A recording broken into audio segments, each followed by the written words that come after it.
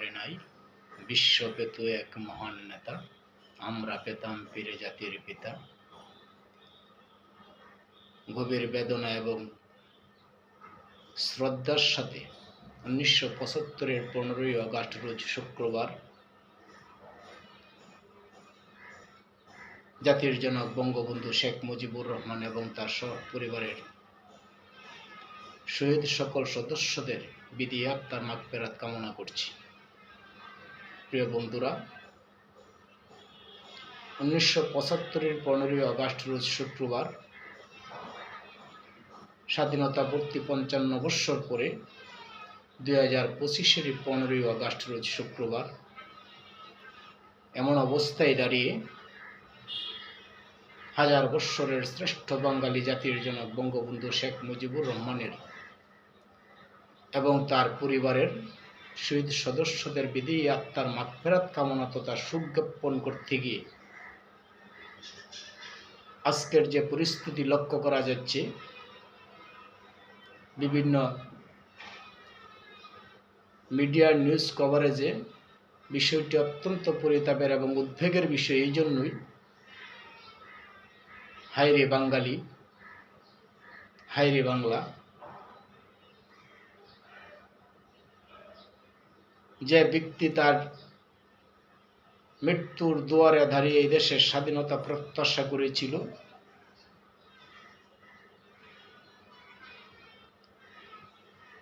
সেই হাজার বৎসরের শ্রেষ্ঠ বাঙালি জাতির জনক বঙ্গবন্ধু শেখ মুজিবুর রহমানের শাহাদাত বার্ষিকী তথা এই নির্মম ইতিহাসের নির্মম হত্যাকাণ্ডের সেই নৃশংস ঘটনার 55 বৎসর পরবর্তী আজকের সেই বেদনা ভিদুর মুহূর্তে যখন হাজার বৎসরের শ্রেষ্ঠ বাঙালি জাতির জনক বঙ্গবন্ধু শেখ মুজিবুর রহমানকে স্বাধীন বাংলাভাষী তাকে শ্রদ্ধা জ্ঞাপন করবে, তার বিধি আত্মার মাগফিরাত কামনা করবে, সেই মুহূর্তে বিভিন্ন রাজনৈতিক দল গোষ্ঠীর পক্ষ থেকে, এমনকি কুৎ সরকারের পক্ষ থেকে দেশ ধরনের রেস্ট্রিকশন তথা বিভিন্ন ধরনের বাধা বিপত্তির বিধিবিধান আরোপ করা হচ্ছে, তা অত্যন্ত হতাশার এবং লজ্জার। এই হতাশা এবং লজ্জা শুধু বাঙালি জাতি হিসেবেই নয়, সারা বিশ্ববাসীর কাছে একটি দীক্ষিত এবং নিন্দিত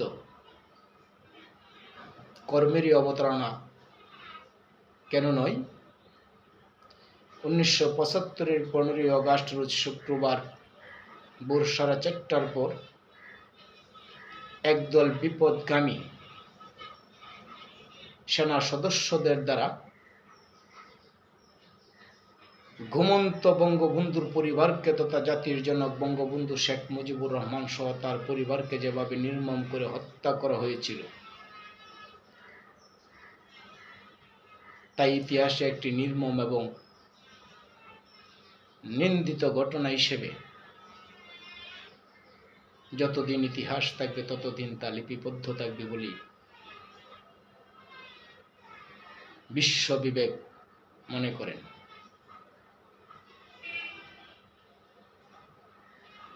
প্রিয় বন্ধুরা, 1975-এর 15ই আগস্ট পরবর্তী সময়ে বিভিন্ন তথ্য প্রমাণ এবং ডকুমেন্টারির মাধ্যমে আজকের 55 বৎসর পরবর্তী প্রজন্ম যে বিষয়টি আমরা অবগত রয়েছি, যে বঙ্গবন্ধু শেখ মুজিবুর রহমানকে নির্মমভাবে হত্যা করার পরবর্তী সময়ে তার দাফন কাফন নিয়ে যে ধরনের সংশয়ের সৃষ্টি হয়েছিল, জনমানুষের মধ্যে যে ধরনের উদ্বেগ সৃষ্টি হয়েছিল, এক ভীতিকর পরিস্থিতির যে অবস্থার অবলম্বন করা হয়েছিল, ঠিক স্বাধীনতার 55 বৎসর পরে এসে অর্থাৎ 2025-এর 15ই আগস্ট সেই শুক্রবার অনেকটাই সিমিলার ঘটনার নেই। আজকে বঙ্গবন্ধুর হাজার বৎসরের শ্রেষ্ঠ বাঙালি জাতির জনক বঙ্গবন্ধুর বিধি আত্মার প্রতি শ্রদ্ধা জ্ঞাপন করতে গিয়ে সেই 15ই আগস্ট 75-এর 15ই আগস্ট পরবর্তী ঘটনা প্রবাহ এবং আচরণ আজকের 2025-এর 15ই আগস্টে একই রকম দৃশ্য প্রায় সিমিলার মনে হচ্ছে।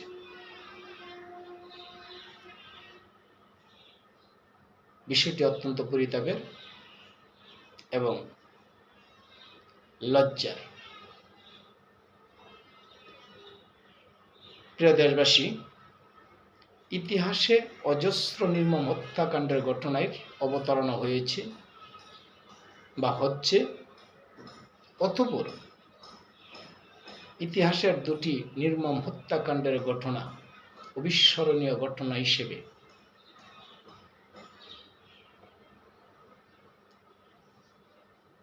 বিশ্ববাসীর কাছে স্বীকৃত রয়েছে।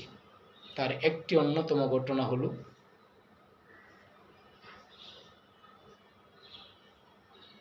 দশই মুহররম কারবালার প্রান্তে আল্লাহ রাসূল সাল্লাল্লাহু আলাইহি সাল্লামের প্রিয় নাতি হযরত হুসাইন আলাইহিস সালাম এবং তার সপরিবারে যেভাবে নির্মমভাবে হত্যা করা হয়েছিল, সেদিন সীমার এজিদ বাহিনী যে ধরনের নিষ্ঠুরতার স্বাক্ষর রেখেছিল,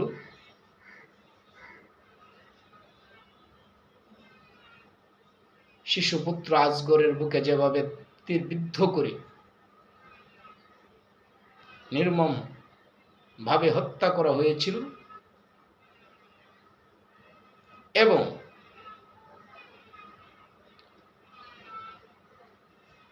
কারবালার নৃশংস হত্যাকাণ্ডের পরবর্তী সময়ে ইয়াজিদ উমাইয়ারা যেভাবে আল্লাহ রাসূল সাল্লাল্লাহু আলাইহি সাল্লামের আওলাদের উপর এবং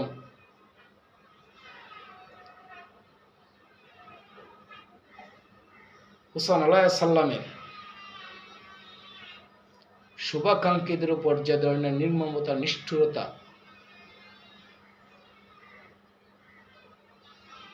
যে ধরনের আচরণ করেছিল, আজকে আমার কাছে মনে হচ্ছে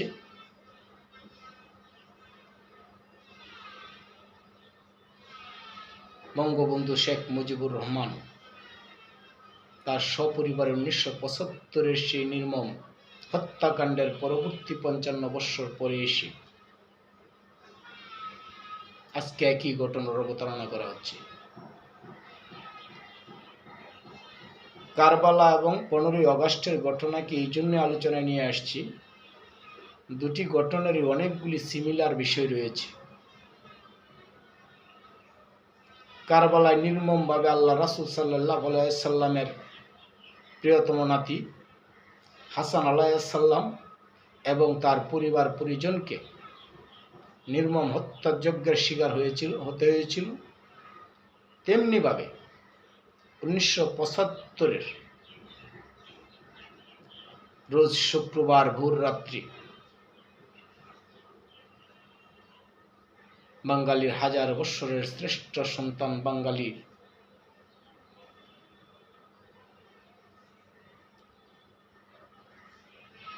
প্রিয় ভাজন বঙ্গবন্ধু শেখ মুজিবুর রহমানকেও ঠিক সপরিবারে একদল বিদ্রোহী দুর্বৃত্তায়নদের হত্যার শিকার হতে হয়েছিল। এটি যেমন একটি সপরিবারে হত্যাকাণ্ডের ঘটনার সিমিলার, তেমনিভাবে কারবালার ঘটনায় হুসাইন আলাইহিস সালামের পরিবার পরিজনকে সপরিবারে নিহত করার পরবর্তী সময়ে আল্লাহর অশেষ কৃপায় সেদিন জয়নুল আবেদিন আলাইহিস সালাম বেঁচে যান, যার পরবর্তীতে আজ অদ্য পর্যন্ত দুনিয়াব্যাপী আল্লাহর রাসূলের সেই বংশ পরাক্রমার একটি ধারা বা চলমান প্রক্রিয়া বিদ্যমান রয়েছে। অর্থাৎ রাসূল সাল্লাল্লাহু আলাইহি সাল্লামের আদর্শিক ভাবধারাটি চলমান রয়েছে, যা বিশ্ব হুসাইন প্রেমিকরা এখনো ধারণ করে লালন করে আসছেন। তেমনিভাবে ৭৫-এর ১৫ই আগস্ট পরবর্তী সময়ে জাতির জনক বঙ্গবন্ধু শেখ মুজিবুর রহমানের পুরুষজাত দুই কন্যা সন্তান ভাগ্যিসক্রমে তারাও বেঁচে যান।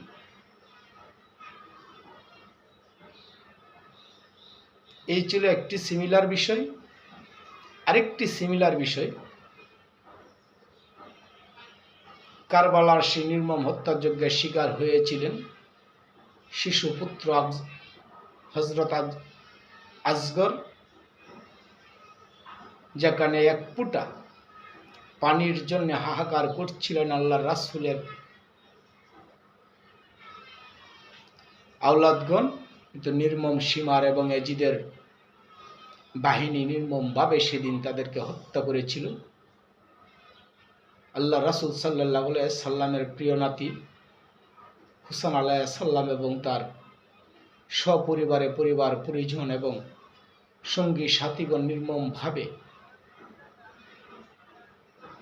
শাহাদাতের পেলা বরণ করেছিলেন। তো বলতেছিলাম, কারবালায় যেরকমভাবে নির্মমভাবে শিশুপুত্র আসগর শহীদ হয়েছিলেন, তেমনিভাবে ১৫ই আগস্টের নির্মম হত্যাকাণ্ডের মাধ্যমে শিশুপুত্র রাসেল নির্মম হত্যাকাণ্ডের শিকার হয়েছিলেন। এই জন্যই বলছি,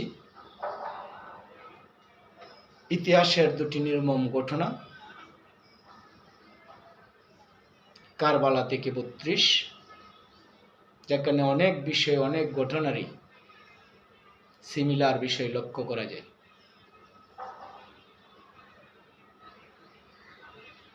আজ অত্যন্ত দুঃখ এবং পরিতাপের সাথে আবারও বলছি, কারবালার সেই শহীদদের প্রতি শ্রদ্ধা এবং সালাম। ১৫ই আগস্ট বঙ্গবন্ধু জাতির জনক শেখ মুজিবুর রহমান এবং তার সপরিবার এবং আত্মীয় স্বজন সহ যারা নির্মম হত্যাকাণ্ডের শিকার হয়েছিলেন, তাদের বিদেহী আত্মার শান্তি এবং মাগফিরাত কামনা করছি।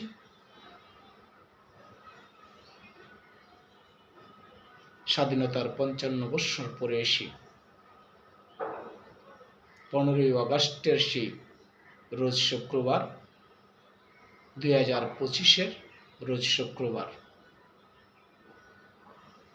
আজকের বাস্তবতা এবং ঘটনা প্রেক্ষাপট ৭৫-এর ১৫ই আগস্টের ঘটনা কি ইঙ্গিত করে? বাঙালি হিসেবে,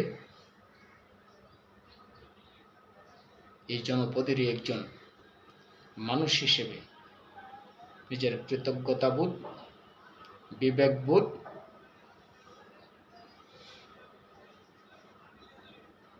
এবং দায়িত্ববোধ থেকে হাজার বৎসরের শ্রেষ্ঠ বাঙালি জাতির জনক বঙ্গবন্ধু শেখ মুজিবুরের প্রতি এবং তার পরিবার পরিজনের প্রতি আবারও শ্রদ্ধা এবং বিদেহী আত্মার মাগফিরাত কামনা করছি। আল্লাহ তাদেরকে বেহেশত নসিব করুন। সমস্ত রাজনৈতিক দলমতের ঊর্ধ্বে থেকে এই হানাহানি সংঘর্ষের অবসান হোক, সেই প্রত্যাশাই করি। আল্লাহ হাফেজ।